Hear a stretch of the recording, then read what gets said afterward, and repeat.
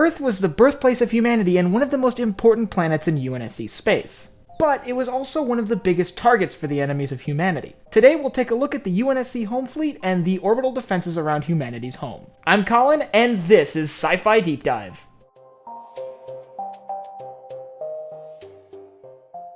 Remember, if you enjoyed this video, to head down below and hit that subscribe button. So, the defense of Earth during the Battle of Earth at the end of the Human Covenant War is one of the most significant battles of the entire war. And I've made a couple videos about this battle, but I haven't made anything specifically focusing on the UNSC defenses in orbit. So I figured today we'd touch on the UNSC Home Fleet and their defenses. Let's start with the Home Fleet itself. How big is the UNSC Home Fleet? There's not really any concrete number. We know that it's over 100 ships, and we know the names of a few of the ships that were in that fleet. Most notably the UNSC Semi-Name, the UNSC In Amberclad, and the UNSC Forward Unto Dawn. The fleet consisted of everything from a few carriers to a decent number of cruisers, frigates, and destroyers. There was also a decent number of corvettes and prowlers as well. The UNSC Home Fleet was ultimately under the command of Lord Hood. We know that during the battle, Admiral Hood oversaw the UNSC forces from on board the orbital defense platform Cairo.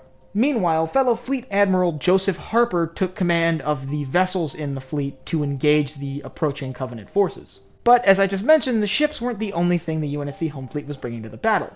They also had at least 300 MAC platforms orbiting Earth. These magnetic accelerator cannons were significantly more powerful than the ones on UNSC ships, and could punch right through Covenant capital ships. The platforms that we see in Halo 2 form up what is known as the Mediterranean Battle Cluster. This battle cluster included the Cairo, the Athens, and the Malta. This would be one of presumably 100 battle clusters, making a total of 300 stations. We also know, as we see during the Battle of Earth, that other units that were in the system at the time of the engagement joined the UNSC Home Fleet. As a result, many of these naval units were counted in the numbers of the Home Fleet during the engagement.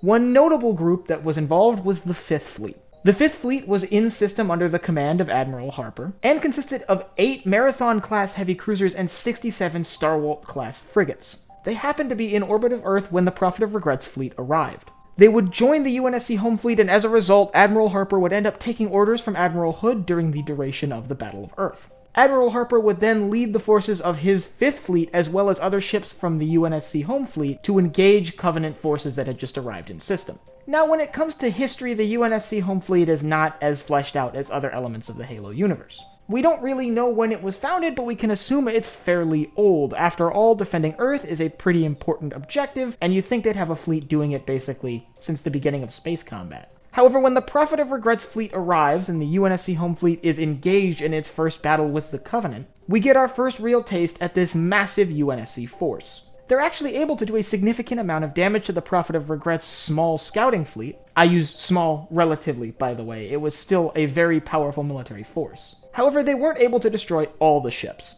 A single CAS-class carrier, the Prophet of Regrets' flagship, the Solemn Penance, is able to slip through the UNSC orbital defenses and attack the city of New Mombasa. After this carrier slipped through, one of the ships of the UNSC Home Fleet, the UNSC Say My Name, took up the job of deploying ODSTs. However, other than that one carrier, the rest of the Covenant attack force is destroyed. But while the Home Fleet was able to defeat the first Covenant attack, they didn't see that kind of luck with the second Covenant attack. When the Prophet of Truth arrived with his much larger fleet, they swept what was left of the UNSC Home Fleet aside. The few remaining ships fled down into Earth's atmosphere to try to hide from Truth's much larger and more powerful fleet. Some remaining elements of the UNSC Home Fleet would carry out one last desperate attempt to prevent Truth from heading through the portal to the Ark. However, these attempts, as many of us know, were futile, and Truth was still able to make it to the Ark. However, as far as we know, only one Home Fleet ship follows Truth through the portal. And that, of course, is the Forward Unto Dawn. And that begins the Battle of Installation 00. During the war, the Home Fleet played a crucial role in defending humanity's home from various threats, either Covenant or otherwise, and they really made a difference in the outcome of the Battle of Earth. If you want to learn more about the Battle of Earth, I'll leave a link up here to one of my many videos about that battle. And I want you to let me know down in the comments what you think of the UNSC Home Fleet and how they were deployed during the battle. Would you have deployed them differently, or do you think they were used appropriately? And if you enjoyed this video, head down below, hit the like button, the subscribe button, and the bell icon so you get notified when I upload new videos. So for Sci-Fi Deep Dive, I'm Colin, and I will see you next time.